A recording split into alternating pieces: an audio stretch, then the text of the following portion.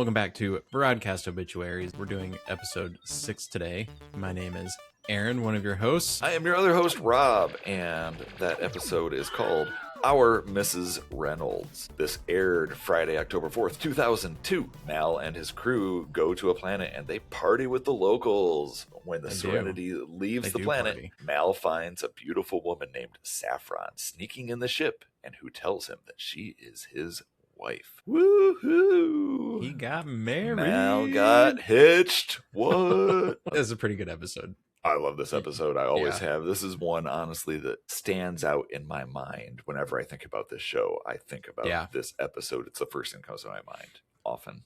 There's a lot going on in this one. It's good. Yeah. So, a lot of fun. This one is just a fun, hilarious episode. So, I'm going to tell you right now, my Crazy Ivan score, just kidding. I'm not going to save that for the end. Immediately. 7 out of 5 Crazy Ivans. Just kidding. I didn't do that. So this is a fun one. We will talk about it. As people do, we have some short things that we always stick at the beginning of our show here. Aaron, this week, do you have anything for us for Back in Time? Can we travel back in time today? We can travel back in time, for sure. Back in time. Back in time. Back in time.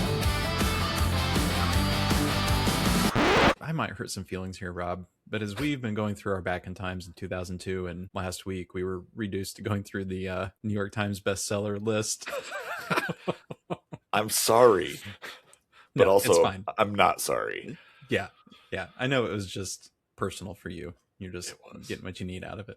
Right. But I came to the realization, working through this Back in Time, that the 90s were 100% absolutely the best and last great decade for entertainment. The 2000s really got weird, and I'm just not real happy about it, because I look at some of the movies. The movies were not great. They're all just these huge blockbusters. There's nothing cool and original anymore that's coming out. Everything's a sequel to something cool that happened in the 90s, or that's just really disappointed me. This is my old man rant. 100%. I don't have to call you out on it now. Then you called yourself out on it, so thank you. Reality TV was big and getting bigger. Ugh, who needs that? I live reality. I don't need to watch people do it. That's dumb. That's a dumb idea. I'm with you 100%. Yeah. TV, movies, these should be escapes for us from reality. Now, in reality, a lot of reality TV is not reality. It is, well, sure, game shows couched as reality shows is what they've kind of become. But yeah, there are definitely and have been shows that just follow people and their lives. No, thank you. And you are 100% right. And honestly, I feel since 2002, the era that we are looking at specifically when we go back in time, movies have only gotten worse in the non-originality aspect of it. Like, it is just more and more just IPs, franchises, and other existing properties. What can we adapt? What can we remake? What can we make a sequel to? And like we're seeing the remakes even just in 2002. You got Spider-Man, and then since then we've had 3 different versions of just Spider-Man. In 24 years. Ridiculous. Just insane. I will be honest. I'm probably going to see Spider-Man, whatever the new one is called, this weekend. I'm not saying they're not good movies, because I do enjoy most of the Spider-Man movies. Andrew Garfield, know that I would say they're good movies. They're fun. They're those were definitely the worst ones, but they're fun. I don't know if they're good movies. That's beside the point. The Tobey Maguire ones were. Spider-Man 3, first 2, not so much. Spider-Man 3 is a little weird. But we wrap up the 90s with movies like The Matrix, and then after that, it's like they just gave up. Hollywood was just like, who needs it? Hey, I just went to see The Odyssey last weekend. It's a really good movie. Definitely highly recommend. Again, that is an adaptation, so that story's been around for a while, but still, good movie. Highly recommend that. There is definitely some good stuff still coming out. But, in the 90s, like, I was going to the theater probably twice a week to go see something, and I enjoyed the vast bulk of those movies that we went to see. Now I go to the movie once every 3 to 6 months. And often those movies are because I'm going with my kids. No offense, kids, but they're the ones that want to go see Spider-Man or a Star Wars or any of those things. So a Star Wars, just one star, just one, one war at one star. Yep. and it's just really small and short. It's just one bloop. Yep. Yeah. But, so there's still lots of good movies out. It's just a very different era than the 90s. Yeah. Yeah. This is very did change. Like we're looking at 2002. This is the era right where it changed. Yeah, and we also witnessed in the 2000s the death of really good comedies that weren't afraid to make fun of literally everybody and anybody. So I can't remember the last new-ish comedy that I watched, because I did give up on them completely. I just don't find comedies funny anymore. Maybe they're not made for me. Maybe you're just a grumpy old man now. Maybe I am the grumpy old man, and they are no longer making movies for me. Yeah, and that's fine. Make them for who you want, but don't get mad at me if I don't go see your movie because you're not making your movies for me. Yeah, apparently. But I just don't think comedies are funny. The new ones that they make, it's hard. Sometimes we sit down and we're like, let's watch something funny on TV, and I'm like, oh, that's a tall order. Yeah, there is not a lot funny to watch. Yeah, in my opinion. I can sit down and put a comedy on and watch it and not laugh and be done and be like, yeah, that was a fine movie, but I didn't really laugh much. Yeah. Is it really a good movie? Is it a good comedy if I'm not laughing? Yeah. I think we're just angry old men. Yeah, definitely. Maybe should we retitle our show Angry Old Men? Maybe this one. Maybe this episode. Okay. That might be what we title this one. Thanks for listening to Broadcast Obituaries, Season 4, Episode 6, Angry Old Men. It's a pleasure to have you here along for the ride. We're in this for another 50 minutes. I hope you are too, folks. Kids today. Yeah. But let me jump in because I do have just a couple things, real quick ones. It's going to be real short today. Okay. Big film release, October 4th, The Red Dragon. You remember this one? Yeah, I saw that in theater. Yep, Anthony Hopkins returning as Hannibal Lecter. Yeah. We also had Edward Norton, Ralph Fiennes, Philip Seymour Hoffman. Rest in peace. He was good. He was great. He was a really good actor. Yeah. So was Ed Norton. Yeah, he's still alive. So I know. Yeah. I said is Ed Norton. Yeah. I really love Ed Norton. Yeah. I liked his Incredible Hulk. Me too. I liked it more than what they're doing with it now in the MCU. It was cool. Yeah. Yeah. The Hulk is just a tough character. They don't know what to do with him. And, they're just trying everything. Like every movie, it's a different version of the Hulk. And, it's doing it all. Yeah. They just need to let him be the Hulk. Yeah. Rufio. Sorry. Ruffalo. Yeah. I think Rufio every time I see his name or think about him. I've never Which fortunately is not that often. Okay, you're welcome. Yeah. Anyway, what movie was that you mentioned that came out? It wasn't the Hulk. Red Dragon. Red Dragon. Yeah. Red Dragon. Yeah. And that was fine. I liked it. I'm not big into serial killer movies. It was okay. But it was fine. Yeah. Other than that, guess what's still on the list? My Big Fat Greek Wedding. Sure. Just it's always going to be there. Yep. I think it's like all of 2002 it's there. Probably. So I'm going to skip down here. I'm not even going to touch music today because it's all the usual suspects. But Kelly Clarkson did break a Billboard record. So this was about a month after she won American Idol. Okay. A moment like this went way up to the top, number one spot. Okay. I've heard of that song. Heard of that song? Yeah. I think we've all heard of that song. I don't know if I've heard the song, but I've heard of it. You've heard it. I know you've heard it. I've seen the album. I don't know in your car, Rob. You still got your old collection of CDs. I've seen it in there. Yeah, they're in the visor. And it's all worn down. The Kelly Clarkson album. Like you have definitely put that in a lot. I have really thumbed through those pages a lot in the booklet. Yeah. Well worn. Sure. Yeah. Let's see what else happened. Oh, beginning of the Martha Stewart conflict. Can we call it that? When she got in trouble for insider trading. Okay. Yeah. Yep. So that was a big deal. That was a big deal. Yeah. Martha Stewart's awesome though. Yeah, she's cool. She is cool. So, and she's got street cred now because she went to jail. Yeah. I mean, it was a posh jail, but still jail. It's still a jail. Hey, and she's friends with Snoop Dogg. She's got loads of street cred. Yep. They got the wine, the 13 crimes and stuff. Yeah. They both had I didn't know she was involved in that. Yeah, I think she was. I think there was a bottle with her on it for a while. So pretty cool. All right. But the biggest thing, the absolute biggest thing that happened on October 4th, coming. 2002. This is big. Okay. One of our favorite episodes of Firefly aired. This one, Our Mystery. Yeah, that's right. And that's probably the best thing that happened in 2002. It sounds awesome. That's it. Definitely. That's all I'm doing. That's all I'm doing for Back in Time. Wow. Okay. It was just sad. All the TV shows were the same. All the music artists are the same. Yeah. And definitely, like we talked about movies and TV at this era, like the rock music, like music went funky. Like hip hop really started to rise on the top 40. Like it was going to the top. Everything.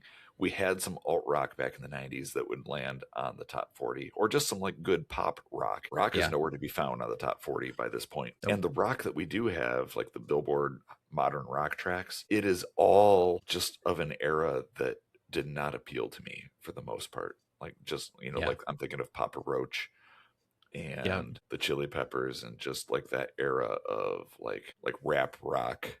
Yeah.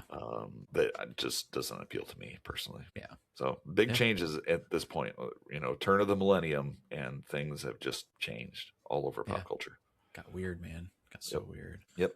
Hey, well, thank you for that brief back in time, Aaron, and that opportunity for us to rant like angry old men. That was a lot of fun. Honestly, I really like that. It was good. It did feel nice. We're gonna connect with a lot of our Gen Z listeners with that rant. I feel we will. Yeah. Can I take a minute just to talk to you about one of the most, did I say Gen Z listeners? I meant Gen X. We're going to connect with we're really going to connect with our Gen X listeners over that rant that we just had there. I'm sorry. I'm old. My mind goes and we'll cut it to I get my letters. Thank you. Perfect. I love it. Can I take a minute to just talk to you about one of the most Gen X things that I have seen in the news in a long time? Yeah, and maybe you saw this. As long as it's not about my car's extended warranty, we're good. All right, never mind. Let's move on then. Just kidding. This is not about your car's extended warranty. But dude, you got to get that taken care of. They'll call you again if you don't. I know. Yeah, they'll find me. No. So you might have seen this as well in the news if your feed looks anything like mine. I am definitely in an algorithm, and this came right to me. When I was growing up, I grew up in the 80s and 90s. I watched a lot of TV. I often joke that Andy Griffith was my dad. Like Andy Taylor from the Andy Griffith Show, he raised me. In that same line of thinking, I would also say that I have 6 additional siblings, and their names are the Brady Bunch kids, because I watched so much of the Brady Bunch. Even though that show was filmed in like the 70s and 80s and 90s, I was watching the reruns. To me, they are a part of the 90s culture because they were so ever present when I was a kid. Yeah. Well, something else from the 90s that is a very 90s thing was a band that you and I are going to go see here in a few months called the Smashing Pumpkins. Oh, yes. I can't wait for that. Well, yesterday I saw a video where the Smashing Pumpkins were performing. And out on the stage came Barry Williams, who played Greg Brady on the Brady Bunch. And they sang It's a Sunshine Day, which is like a song that the Brady family would sing on the show. They did this. Billy Corgan is there power chording away on his guitar. The whole Smashing Pumpkins, Greg Brady, they have a handful of singers come out to do like the backup part that the other Brady kids would do. And they sang It's a Sunshine Day with Greg Brady singing in this big theater. It was crazy and awesome. That does sound cool. I need to see this. Do you think they'll do that when we go see him? I sure hope so. That would be amazing. I don't even care for the song that much, but I would love to see that. That's a jam. Amazing. Yeah. I didn't want to send you the link yesterday because I didn't want to spoil this conversation here. I want it to be a nice surprise. Yeah. Yeah, I will send you the link. You got to send it to me. Yeah, I have the link. It was pretty cool just to see something like that. But to see 2 parts of my childhood, basically, my childhood and my teenage years crossing over on stage was just mind-blowing. How do you think that mashup even happened? Who reached out to who? Apparently, Barry Williams / Greg Brady has been on Billy Corgan's podcast. Who knew that Billy Corgan was in the same line of work as us? I know. I hope he's as popular as we are. Right. I mean, hopefully his show takes off and he can catch up to where we are here. Sorry. I can't even do it with a straight face. No, I can't either. Yeah, he's got a podcast and he had Barry Williams on there and they talked. I don't know how that came to be. Who knows? So we'll see. Interesting. Yeah. But yeah, it was pretty cool. That sounds what amazing. A crazy Gen X mashup in my mind. Yeah, I'm the same way. I did a lot of Brady Bunch growing up too. Okay. So, good. I mean, we watched a lot of the same stuff. Nick at Night was my jam. I watched it all the time. I dropped a Mr. Ed joke somewhere the other day and people looked at me like I was crazy. I was really proud of it. Was it your kids? No, it was in a meeting at work. Yeah. Oh, wow. Okay. Crazy, man. Yeah. We just must work with too many youngsters. No, we work with a lot of old timers too. Yeah, but nobody watched Mr. Ed. That's the thing, Rob. I did. I know Mr. Ed. Yeah. Yep. I have a lot of fond memories of that horse. Me too. Yeah. A lot of late nights. My pet horse. Your pet horse? Yeah. To go with Andy Taylor raising me and my other siblings, Greg and Marcia and Jan and Bobby and Cindy and the other brother whose name I can never remember. Mr. Ed was our pet. Yeah. What a life I had growing up. It was magical. Yep. Yeah. I'm sorry no one got your joke. It's okay. I'm used to it. I'm just too witty for everybody. It's fine. I agree. Yeah. Good for you. That's a good problem to have. Yep. Right. So I know my time has been limited back to school this week for the kiddos, but I think you managed to squeeze in probably another amazing blockbuster film for a movie in a minute. Yeah, I watched a movie. A blockbuster, and I'll talk about it. You said it was really good. It's something. It's something. I will tell you. I will tell you about it. I'll tell you what I can about it. It's a challenging one, I think, but it's a bad one. So honestly, I am excited to talk about bad movies. You don't seem that excited. What was the name of this one? It's called Star Crash. I've never even heard of this. I'm not surprised. Okay. I'm not surprised. Okay. I've heard a lot of these movies, but I ain't never heard of that one. Yeah. All right. Well, let me give you the timer, man. Yeah, I'm going to throw you into it. Hook all right. You ready? 3, 2, 1, go. All right. Star Crash is a sci-fi space opera movie from 1978, which, if you notice, that's a year after Star Wars came out. This movie copies everything it can from Star Wars except for production value. Our lead character is named Stella, and she has a great assortment of bikinis she wears out through this entire movie. She's a smuggler with her Jedi apprentice. Her wizard apprentice who uses an actual lightsaber in this movie and can heal people. He's a freaking Jedi, and they get recruited by the Emperor, who's the good guy in this one, to go track down these space pods that are going to find the evil Count, who is the bad guy in this movie. They go through a planet with Amazon women. They go through a planet that is an ice planet like Hoth. They go to a planet where there are cave people. And the cave people on that planet, she actually finds someone who was also looking for this bad Count, and it's David Hasselhoff. No way. And together, they go fight the Count, who has a world-destroying ship, and the good guys win. David Hasselhoff is in this? Hoff in 1978, so early career. So not even Knight Rider yet? No. Yeah. No, he was on The Young and the Restless at this time, from like 75 to like 85, somewhere in there. That was pretty much his main credit to this point. Yeah. A couple minor roles in movies before this, and he had a pretty minor role in this movie too. But yeah, there's also, I didn't get time, but there's a robot in here named L3PO, I think. Just kidding, it's just L. And he just wears regular clothes and has a helmet on so we can't see his face. It's just a dude. Cheap budget. Yeah. He, if you remember in Star Wars, C-3PO had a British accent, right? Yep. So they thought, well, our robot has to have an accent. No, that would have been much better, honestly. No, it's Southern or Texas. Like he talks like this the whole time. Not amused. No. Sounds terrible. It was awful. It was awful. This movie was awful. The special effects were horrendous. It showed a lot of ships flying through space, and they just put a ship right here and then just move the screen around it. Like the ship doesn't even attempt to move. It is just sitting on a pedestal, probably. I mean, it is. The bad guy, the bad guy has this special weapon, and it's just light blobs moving around, like someone holding a watch and like shining light in your face with it. That's what the weapon is. It's just red light reflections floating around their ship, and they're like, oh, it hurts. This was terrible. It was terrible. The Emperor was played by Christopher Plummer, who in my mind, I really respect Christopher Plummer. He was a great actor. He did a lot of bad guys, so he was a little creepy sometimes, but also a great actor. Yeah. He played the Emperor. I did read that the reason he wanted to do that is because this was filmed in Italy, and he said, hey, I got to go to Rome. That is the best thing that I got out of this movie. Oh, that's cool. He went to Rome. He's like, and you give me a chance to go to Rome, I will go to Rome. Yeah. So, yeah, awful. I don't recommend this movie. I don't recommend anyone ever watch this movie. It was awful. Okay. So it's not even worth a watch. It is not worth a watch. It is not worth putting on in the background while you do something else fun. I feel like that kind of glowing review makes me want to watch it more. It's like train wrecks, you know? I gotta watch them. If you like that kind of thing, then this would be right up your alley. Yeah. mind-bogglingly just bad, confusing and bad. Yeah, lots of bikinis if you're into that. You've been on a little bit of a kick between not on purpose. Redline last week and Star Chaser, Star Crash. Star War. No, Star Crash. That's what it was. Yeah. Complete ripoff of Star Wars. There's even a scene at the end that looks like the trench run at the end of the original Star Wars when Luke is in the trench and like they're down close to this big ship and flying along. It looks just like it.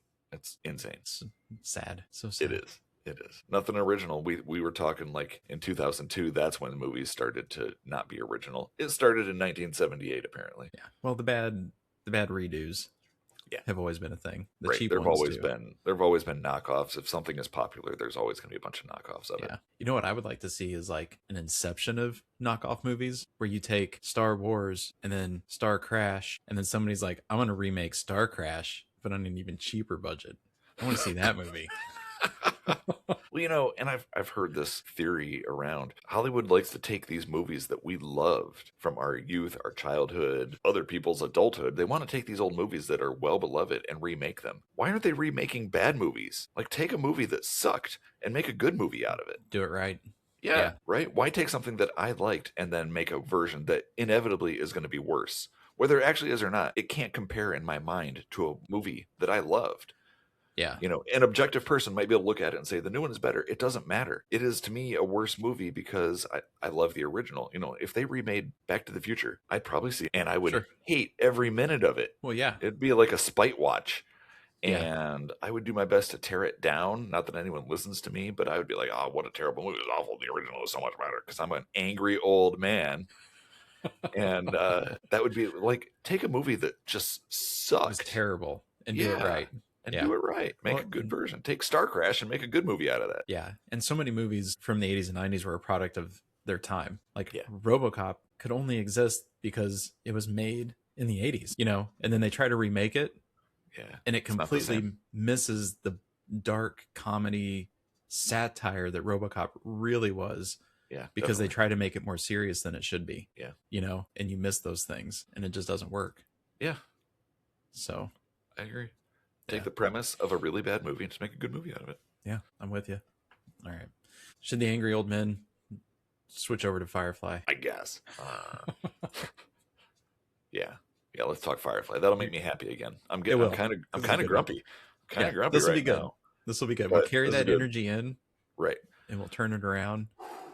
It's going to be good because this was a really good episode. And I think you're going to walk us through it this time. This is a good episode. I will walk us through it. Let's take a look and see. So the opening scene is not super relevant to the rest of the episode. However, I love this scene, so I'm going to spend a minute here talking about this. We're trying this version where we don't spend as much time talking scene by scene.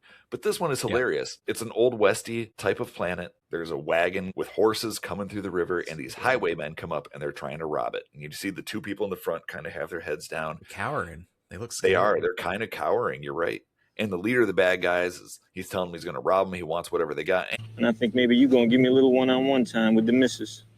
Well, I think you might want to reconsider that last part. See, I married me a powerful, ugly creature. How can you say that? How can you shame me in front of new people? If I could make you prettier, I would. You are not the man I met a year ago. Then they pull their guns and turn on the highwaymen, and they tell them it's best, they're either going to rob them or they can get in this big fight. They get in a big gunfight. Yeah, it was hilarious. I love when Jane's looking right at Mal, and he's like, well, if I can make her a bit prettier, I would. They really lean into they really do the role play on this one. Their bit. Like it's a total bit for them, and they funny. Take it all the way. And they get into a good fight. It's a good gunfight. It is. That breaks out here. Zoe pops out of the back of the wagon. At one point, she even dives and shoots a guy off his horse as he's running away the other way. What a great shot. She is amazing. Yeah. Also, in the next scene, which I will circle back to, Inara and Mal are talking, and she's like, and tell me again, why wasn't Zoe in the dress? Which would have made total sense to have an actual woman dressed as a woman, might be a little less conspicuous. He's like, strategy, woman. Yeah. So funny. Fun. It is a great, like, I might have laughed harder at that whole sequence. It was so good. anything else in this show, like the whole series. So funny. I love it. So what that segues into, we learn that the townsfolk had hired them to help capture these bad guys that had been, terrorizing their town, basically. So now they have, and they're partying. They're having a great big party. It's a big celebration. It's a lot of fun. Inara and Mal spend a lot of time here flirting. We get to see them, talking, flirting, having a really good time. Yep. Jane is gifted this rain stick, but he just looks like he's in love with it. Like he's like, I will treasure this forever. I think he's probably drunk. He is, but still, it was pretty hilarious. And when he hugs that guy, he's gonna remember you forever, man. Like he's forever. Yeah. So while all this is going on, Shepherd Book is having a funeral, for the highwaymen. Like there's these dead bodies just across the way. Everyone else is having a party over it. He's, being respectful, laying them to rest.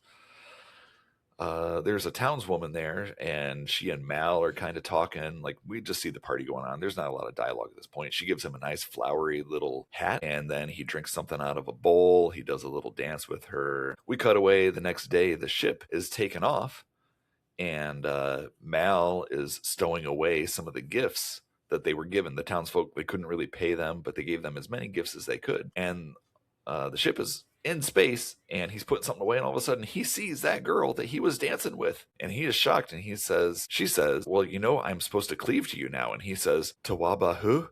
Yeah. And she says that she's his wife. She is his wife. Mal is married. Zoinks. You just say zoinks? Zoinks. It's a Scooby-Doo all of a sudden? Yeah, I love Scooby-Doo. Scooby-Doo was my jam. Like I grew up on Scooby-Doo. Even before all my other ones, that was the cartoon that I watched as a kid. Yeah. Scooby-Doo. Did you like the movies? No. Oh, I did. I didn't.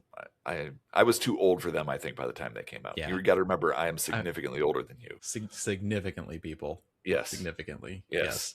Yeah. I'm an old man. I watched them with the kids. So. Okay. Yeah. Good. No. They're good. Okay. Never tried them. I mean, I watched bits and pieces, and I was like, this isn't for me. Yeah. Zoinks. She's his wife. So Zoe and Jane show up as Mal is there talking with his wife. Zoe, why do I have a wife? You got a wife? All I got is that dumbass stick sounds like it's raining. How come you got a wife? I didn't. Zoe, would you get washed? This is Zoe. We need all personnel in the cargo bay. Oh, I said wash. Captain, everyone should have a chance to congratulate you on your day of bliss. And when everyone gets there, Zoe does introduce her as Mrs. Reynolds, and Wash is like, we always hoped you two kids would get together. Who is she?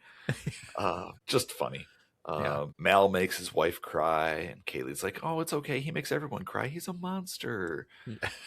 And all this is going on. Shepherd Book is doing a little bit of research, and he says he does believe. He looks at the traditions and the ceremonial stuff that they did. He says, you did marry her. You guys are married. And Mal says, well, what do their customs say about divorce? Ouch. This dude really is a monster. She's sitting right there. I mean, harsh. So... But really, the person who seems to be taking this the hardest, who isn't joking around as much, is Inara. Because as we've learned over the last couple episodes, like she and Mal have feelings for each other. Yeah. And which was why they definitely focused on them flirting at the beginning. And really, it wasn't even so much flirting as just having conversation as two friends and adults. It was just fun. Yes. Yeah. Right. Yep. With some flirting thrown in. There's a lot of flirting. Yeah. Yeah.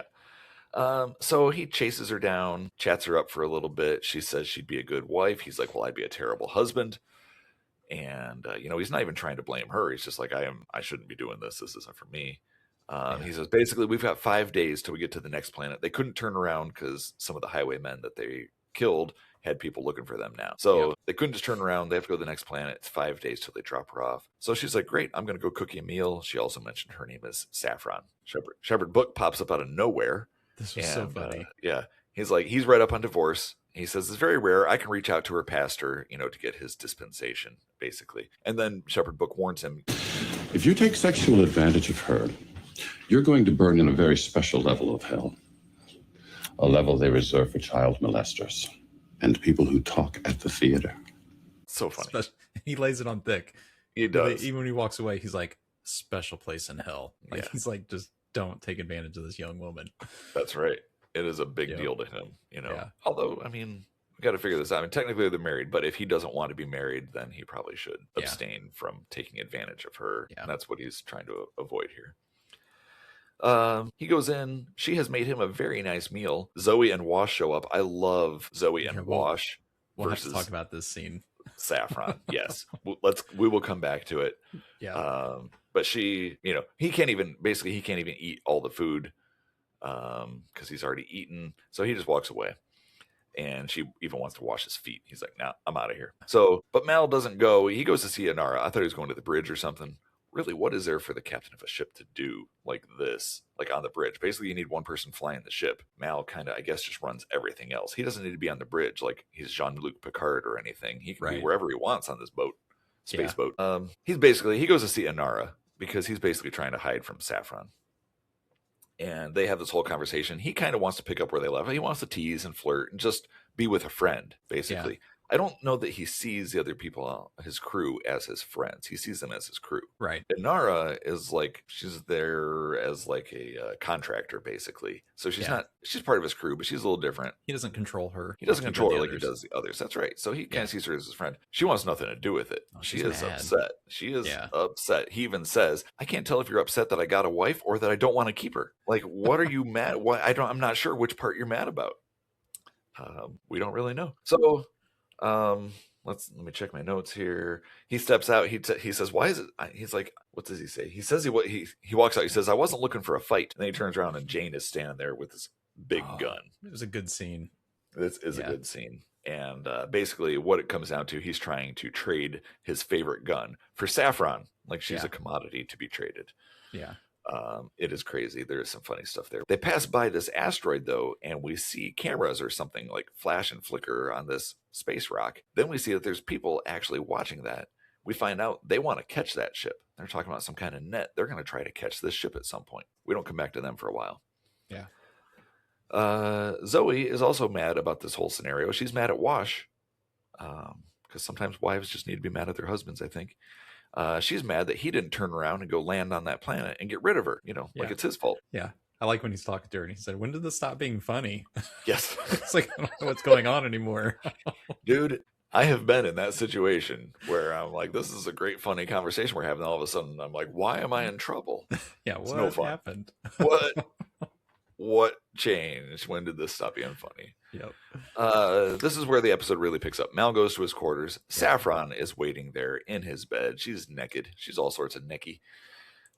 She really wants to try to consummate this marriage. Mal's interested, but he is also like, I should not. I don't want to take advantage of you. Shepard Book will be very mad at me, and I don't know what that crazy spy, secret agent guy would do to me. Yeah. He doesn't say all that. Yeah. But she's using her feminine wiles, and she puts some moves on him, and they start kissing. Bam, he passes out. He is gonzo. Yep. It's done. Knocked out. We immediately see her go into action. She is clearly the villain of this episode right now. We finally learn. Yeah. She runs to the bridge. She wants to try her feminine wiles out on Wash. Doesn't work. He is super committed to his wife. He loves Zoe. He's also terrified of his wife. Yep. Which turns him on a little bit. So he turns around as he's saying something, and she just rolls her eyes, and she hits him on the head, shoves him out of the bridge. She goes and hotwires the Firefly, the Serenity. She rips all the wires out. She just messes it all up. She does. Yeah. And it looks like she has no idea what she's doing. Later, we find out it's very specific what she was doing. Like, she was very accurate and detailed in what she did. She jury rigs the whole thing, though. She runs out of the bridge. She locks the door so that no one can get in. It's fused shut. Yeah, she puts that little tape strip and it like welds the door closed. Yep, it is done. No one can get in. And she's taken off to go to the spare shuttle. But Inara is coming out, and she's confused. She was trying to go there. She's like, "Oh, I thought yours was the other shuttle." And Inara's like, "Well, no, my comms went out, so I was coming. This one's out too," because that was one thing that she did. She knocked all the comms out. So now she starts to put her feminine wiles on Inara. And she's trying to put her moves on her, and Inara is going along with it. And then an alarm starts to blare on the ship as someone else figures out what's going on. And we find out that both Inara and Saffron were lying. Neither one was buying what they were doing. Inara was fully onto it. And she makes a remark here. Inara asks who she is, and she says, "I'm Malcolm Reynolds' widow." Yeah. So Inara is panicking. She takes off one way. Saffron gets on the shuttle and she takes off. Inara goes to check on Mal. She finds out that he's alive. She calls for help. Then she kisses him, and then she passes out because clearly Saffron was using some poison lipstick or something, drugged, I guess. So she comes around. Everybody's awake now. Simon, the doctor there, this is one of the very few roles he has in this episode. It's like the first time we've seen him, I feel like. Yes, right. I'm not sure that River even has a line in this episode. No, I think she just shows up at one point in the background. Yes. Yeah. Like at the beginning when everyone's meeting his wife. Yeah. But Simon says there was some kind of compound on Mal's lips. He's talking to Mal. He's like, there's some kind of compound that was drugged. So you two were kissing? Well, isn't that special? Wash, how did... Hey, I just got kicked in the head. My man would never fall for that Chanhua. Most of my head wishes I had. You guys don't understand. Seems pretty simple from here. You were taking advantage. I was the one being taken advantage of. My apologies. You were victimized, Wash was beaten, and Inara found you here. And then I fell. My head got hurt like Wash. Inara cracked me up in this episode. Yeah. They go back to the bridge. They get in. Finally, they can't reroute it. And Mal's like, I was poisoned. And Inara says he was drugged, not poisoned. And Jane says, that's why I never kiss him on the mouth. That was good. Almost everyone had time to shine in this episode. Funniness was coming out of everyone's mouths. Yeah. Inara thinks that Saffron had companion training, like in the academy. Yeah. And she says that she was putting her moves on her too. And Mal's like, did she actually, like, did she seduce you? Did this work? Yeah. Yeah. We got to cut away. We go over to see, we see the pirate guys. I'm going to call them pirates. They're the ones trying to catch the Serenity. We learned that Saffron was working with them. She has steered the ship to head towards them. There's a big electrical net, which we learn is called a carrion house. It's like a scrap shop. The net will burn through and fry everybody in the ship. And then if anyone is left alive, when these people capture it, they're going to override the airlocks and just vent everything and kill everybody. So Mal tells Jane to go get his big gun. Her name's Vera. We meant that's go get came Vera. up earlier. Go get Vera. They get into some space suits because their ship doesn't have any guns. It's a cargo ship. They have no guns on their ship. So they get into space suits. They have to put Vera into a space suit too, so that the compression on the gun will work. I'm glad they actually thought through that. Pretty smart of them, the writers of the show, I mean. They open the door. Jane is standing basically in front of the open space door in his space suit, and he's got one shot because as soon as he shoots, Vera's space suit will no longer be airtight. So he gets one shot. He lines it up on this net. There's some different doodads around it. He shoots one of the doodads. The whole net crashes. The electrical field is gone, and they pass right on through, and they keep on going. Whew, everybody's safe. We cut away to a house on a planet. Is it snowy? Is it a snowy planet? I thought it was. It looked like it was actually snowing inside the house at one point. So maybe it was. I'm not really sure about that. So it's a snowy planet, which is something different. We haven't really seen a lot of that because they're out on the rim, and we have the impression everything is hot and deserty like the Old West.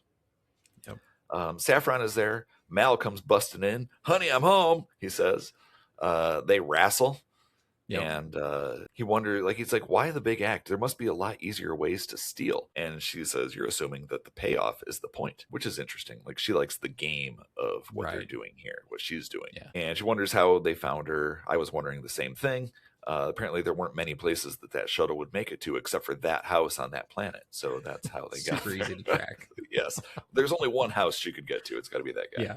Yep. He's given her this whole big speech, and she says, please promise me you'll kill me soon. Like, she doesn't want to hear this speech anymore. She's over it. He asks her for her real name, and she takes way too long to answer, so he just punches her. He knocks her out.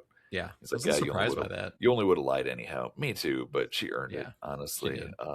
They were fighting. It's what it is. Back on the ship, Mal goes to visit Inara. He pays her a compliment. He says she's very graceful. She's not sure what to say, so she just says thank you. And then he's kind of wondering. You got by that girl, came and found me, and somehow you happened to just trip and fall. What do you mean? Come on, Inara. How's about we don't play? You didn't just trip, did you?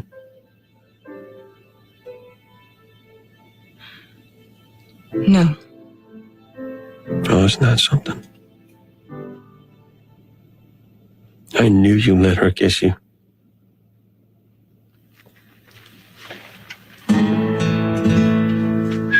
She's just like, how did I get out of that without having to admit anything there? Either side of it. I didn't have to admit that I kissed him. Yeah.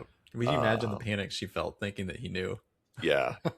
Yeah. And you can kind of see it on her face. She's like, yep, busted. We're going to have to talk about feelings now. Yep. And then he's like, I knew it. And she's like, what a moron. Yeah. What a moronic little boy this guy is. So that's our episode. That's where it ends. This one, it's hilarious.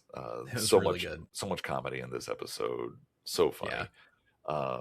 What did I skip that I should have hit, Aaron. I'm sorry. There's just so much here I couldn't hit it all. This is one where we really probably could have gone like scene by scene and spent 2 hours talking about this episode. I know. I think my absolute favorite scene was when Saffron makes dinner for Mal and Zoe and Wash come in. Yeah. And Wash is like, so did you make any more of that? I didn't think to make enough for your friends. But everything's laid out if you'd like to cook for your husband. Isn't she quaint? I'm just not hungry. Yeah. He's like, no, that's okay. It was so funny. It was great. At the end, like Saffron asks, she's like, well, if you're not going to eat anymore, husband, can I wash your feet? And he just looks at her and then turns around and walks away, doesn't say a word. Yeah. And as soon as he's gone, Wash grabs that plate of food and just tears into it. Yep. So that's so good. Digging in. So funny. That is probably the funniest scene in the episode. So funny. Yep. And it's even funnier once you know that Saffron, is not really this, innocent villager from this place just trying to please her husband. She is a crook, a thief, a spy. Like she's in it. I've always wondered, like, how did the village people, did the townsfolk, did they think that she was, she was given away in marriage? Where did she come from? Did the village people just like, oh yeah, that's 1, 2, 3, 4. Yeah, that's all the girls in our village. I don't understand. I feel like they were maybe in on it. Oh, it's Yoo-hoo time. It's Yoo-hoo time. It's your folks. Oh, it's a good sound. Yeah, I kept asking myself that question too. Like, how involved were the town people in all this? I feel like they had to know. I feel like maybe they have highwaymen on the planet. They also have the highwaymen in space. And I think they had to be in cahoots. Can we say cahoots? Are people still in cahoots? Definitely. Okay. They're definitely in cahoots. Yeah. Either that or it was just a convenient plot. Yeah. I don't know. Right. That's never really explained. And we do see Saffron again later in this season. Yeah. Another one of my favorite episodes. Man, maybe I just like Christina Hendricks. We haven't even mentioned Saffron is played by Christina Hendricks in a pretty early role here. This is she got famous with Mad Men. Yeah, she did. This is before that, much before that. Yeah. Not much, and but younger. She's really good. She's good in everything I've seen her in. She's fantastic. She's fantastic. She kills it in this role, in this whole episode. Yeah. Just amazing. Let me tell you, there's a show, it's called Hap and Leonard. Do you know Hap and Leonard? Yep. Okay. Yep. She's in season 1 of Hap and Leonard, which I have watched, which is based on a series of books. I want to talk about books again for a second. There's a series of books. I don't know that the series has a name, but they're about 2 characters named Hap and Leonard. And phenomenal. It's written by Joe R. Lansdale, who is one of my favorite writers. Last week I talked about, or 2 weeks ago, I think, I talked about Max Allan Collins and his books, how much I love those. Joe Lansdale, I love even more. He is just incredible. I think you've read the Drive-In book, the first book. The Drive-In, crazy, bizarro, wild book. Super weird. A lot of fun. Yeah, a lot of his stuff is weird. Man, I'm going on a Joe Lansdale detour for a second here. He's got a movie that I've been wanting to watch. He scripted a movie called Bubba Hotep, and it stars Bruce Campbell as Elvis Presley as an old man living in a nursing home. I've always wanted to see it. I've been wanting to buy it and watch it for a movie a minute, or maybe so we could just do it as a movie morgue episode. Maybe I didn't know he wrote that. Yeah, he wrote the script. It's good. It's a lot of fun. I really want to see it, but it's not streaming anywhere. But anyway, so Joe Lansdale, his most famous books are probably the Hap and Leonard books. The first one, Savage Season, became season 1 of the Hap and Leonard TV series. Christina Hendricks is in that in a pretty major role and is great in it. Everyone is great in that show. But she had to definitely put on a great performance there. Yeah. But yeah, she's always great. Always great. This is one of the earliest things she did that I've seen. And she's fantastic. Yeah. This is I probably saw her in Mad Men first, because I think I watched most of Mad Men and then got into Firefly. So yeah. I really like the scene right after Mal talks to Inara that second time, and he's like, I wasn't trying to pick a fight, and he turns around and that's where Jane's standing there with the gun, and they play it up really good. Like, this is it. Jane is picking now to betray him. And he's standing there with Vera, and he cocks it and loads it. Like, it's like, oh, this is going to be bad. And you can tell Mal's concerned. Yeah. And he's like, here's Vera. He thinks it's going down too. Yep. It's my favorite gun that I got. And he tells him the whole history of the gun and why it's so amazing. It is my very favorite gun. Sean. About says, you offered me a trade? A trade? Hell, it's theft. This is the best damn gun made by man. It has extreme sentimental value. It's miles more worthy than what you got. What I got? She has a name. So does this. I call it Vera. Yep. And it's funny, at the beginning of this conversation, Jane says something to the effect of, I feel like you don't take me very seriously. And at the end, Mal says, my days of not taking you seriously are coming to a middle. Yeah. Not coming to an end. They're coming to a middle. Yeah. So funny.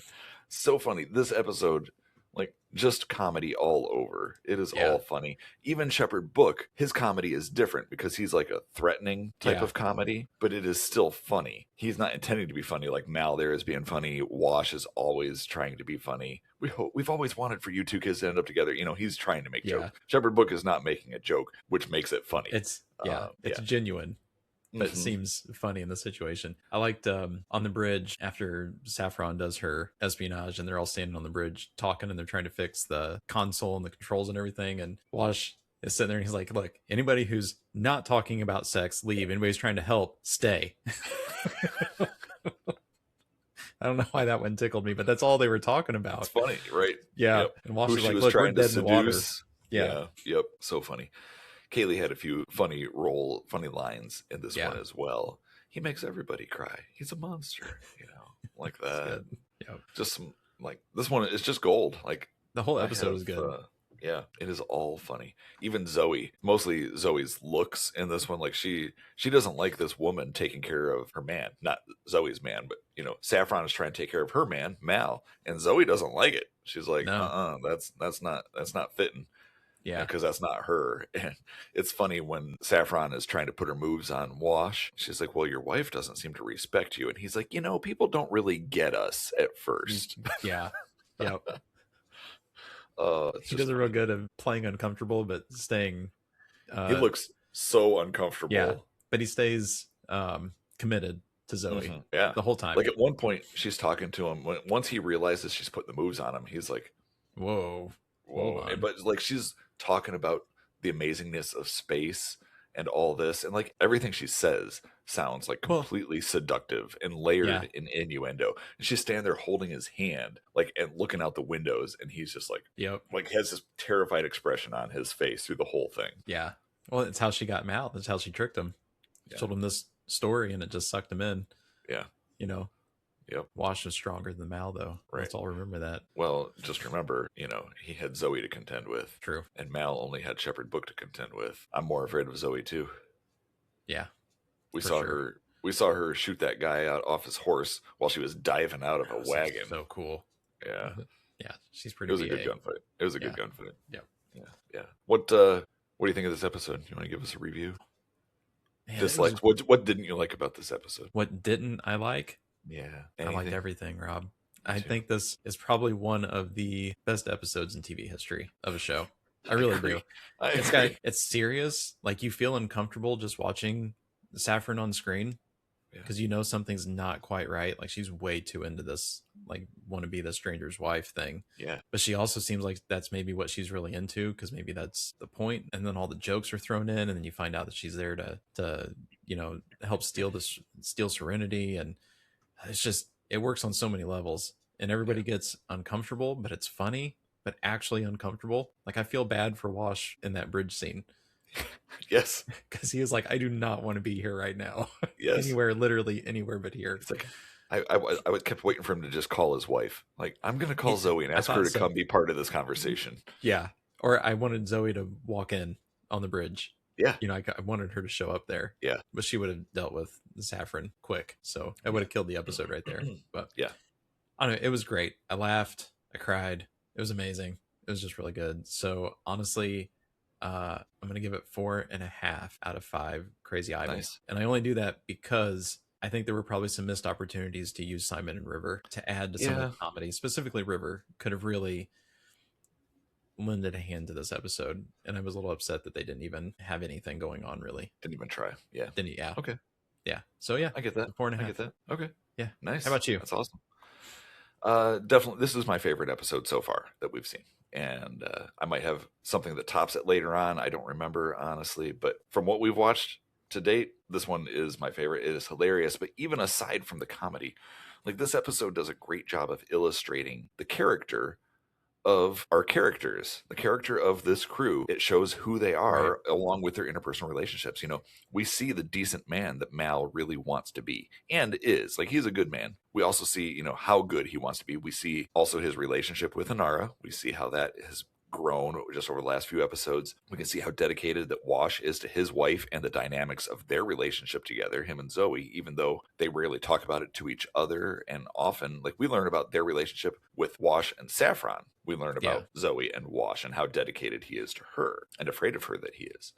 For the first time, we get to see Shepard Book being kind of judgy. And, you know, as he's warning Mal to do what's right, like, you need to do what's right. In this situation, even though they're criminals, they're all criminals.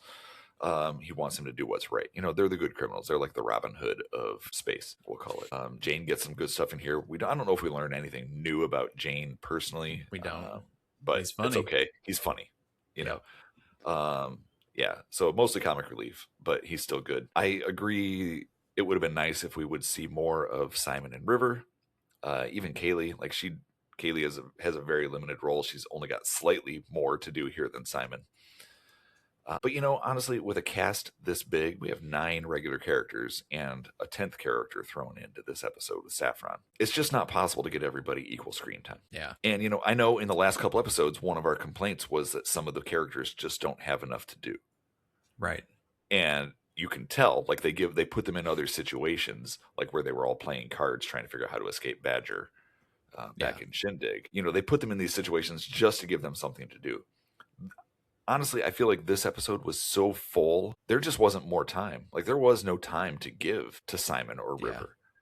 And they could have had things to do, but I think like the last episode was a Simon and River heavy story. It was. So I think this time they were just reduced in their roles because they got so much in the last one. And with a show like this, that's just kind of the way it has to go. Different characters are going to be featured differently each week. Yeah. It's just how it is. Yeah, I agree. It would have been nice if everybody had something to do in this episode instead of just waving some smelling salts under Mal's nose and waking him back up. And, you know, it would have been nice if I really don't think River had a line in this episode. Didn't. She barely shows up on camera. Yeah. Would have been nice to get them slightly more involved, but I get it. This one, like, they wanted to show the dynamic of the actual married couple on the show with the new married couple. That definitely got a lot of play here. Yeah. So I get it. It's just not possible to give everybody an equal amount of time or to get everyone as involved. That fact is not stopping me from giving this one 5 out of 5 crazy eyes. This is a perfect score. Perfect score. Yeah. Great episode. I think I gave the original pilot, also 5 out of 5. I don't quite remember, but I think I did. I think this is a better episode. Sure. But whatever. They're both great episodes. Yeah. It's just a great show. Yeah. Don't make me pick between my babies. These episodes are all like my babies, and I don't want to have to pick favorites. Everybody's got a favorite, Rob. Yeah, you know it. Yeah. So we're in agreement. This is a great episode. This is a lot of fun. It's fantastic. It's fun to watch. I had trouble taking notes watching it because I just kept getting into it. I know. I'm with you. You know? Yeah. It was one of those. You just get so drawn in. You're just like, man, I love this. Yeah. It was frustrating. Like, I watch this typically on my laptop, and then I have a little window with my Word doc where I take my notes. And it's super inconvenient because basically I have to pause sometimes and take my notes. Whereas I think if I was watching this downstairs on the TV and just taking notes on the laptop, I could probably just keep right on going the entire time. That's what I do. Yeah, I should. But yep, it's a busy house sometimes, and I don't always have the opportunity for that. Yeah, but it's fine. It's a great one, regardless of pausing and moving on and all that. It's a phenomenal episode. Everybody should watch it. You should. I hope if you're listening to the show, I'm assuming you've watched this episode already. Go watch it again. If it's been a while, this one is phenomenal. Just a great illustration of the writing on this show. Yeah, witty banter, good plot, action, acting, and everything. Great. Yeah, Everybody subtext, like so much subtext here with Inara and Mal. Lots of unspoken feelings and thoughts. It's great. Yeah. Well done. Yeah. Slow clap. Yes. All right. Anything else you want to say about this episode, Mr. Aaron? No. You want me to read through the next episode, the description? I would love it. You better take a long breath or take a drink or something first. It's a long one, people. Buckle up. Is. All right. Our next episode, Janestown, originally aired October 18th, 2002, worst year of the 2000s for pop culture. Just going to throw that in there. I'm Apparently, still a little bitter, a little angry. Mal and the crew of Serenity land to pick up some contraband in Canton, a township on Higgins Moon, where labor is provided under servitude run by the local magistrate. Jane had once robbed the boss with a partner, but barely escaped by jettisoning from their getaway vehicle his partner, now waiting for revenge in the money boxes, who have made him a legendary hero. That sentence is so awkwardly worded. I know, and I just read it as written. Jane is recognized by all and welcomed accordingly. Subplots show Simon and Kaylee face their growing romantic feelings. River first tries to fix the Bible and is later traumatized by seeing Book's hair. Meanwhile, Inara is making a man of the magistrate's resentful son, who helps the crew escape out of spite of his father. But there has been, I'm still going here, but there has been a confrontation with Jane's abandoned partner, whose vengeful shotgun kills the shotgun is vengeful, not his partner, who kills one of Jane's young hero worshippers, bringing Jane to verge of philosophy with Mal. Explain. Wake up, Rob. Hello. What? Wake up. Oh, sorry. What does it mean? What does it mean when it says that whose vengeful shotgun, so the shotgun is a living thing, kills one of Jane's young hero worshippers, bringing Jane to verge of philosophy with Mal? What is? I don't understand anything about that sentence. What does verge of philosophy mean? No idea. I was hoping you could tell me. Love it. I love these. Maybe we'll know when we watch it. Maybe we'll be like, oh, that's what it meant. Thank you, TV Guide. That was actually a great description. Actually, really accurate. It won't be. No, it will not. And I just want to see the vengeful shotgun. I want to see a shotgun just pump action itself. Yeah. I'm here for revenge. I'm gonna kill all y'all. That's so funny. Yeah, that's a terrible description. Do you think it's an angry old shotgun? Like an angry old man? I was probably like us. He's probably like, the 90s were the last great decade. Pow, pow, pow. And just start shooting everybody. Anyone who disagrees with me is wrong. Yeah, such an angry shotgun. Chill out, shotgun. Yeah, man, these Gen X shotguns are just cruel. I would not describe Gen Xers as being vengeful or angry for the most part. Most of us are pretty very laid chill back and don't care about anything one way or another. That's kind of a defining characteristic. Yeah, we don't give a rat's behind. Nope, unless you bother us. Just don't bother show me. you the way. Don't poke me. Yeah, I agree. Yeah. All right. So can't well, wait. This has been a blast today. Hope you all enjoyed this one as much as I sure did. Yeah, it was great. It was good. Yeah, this is fun convo today. So everybody out there, make sure you go look up this video of Greg Brady singing with the Smashing Pumpkins. And thanks for joining us today. I have been one of your hosts, Rob. And I'm your other host, Aaron. Don't forget to like, subscribe. We'll catch you later.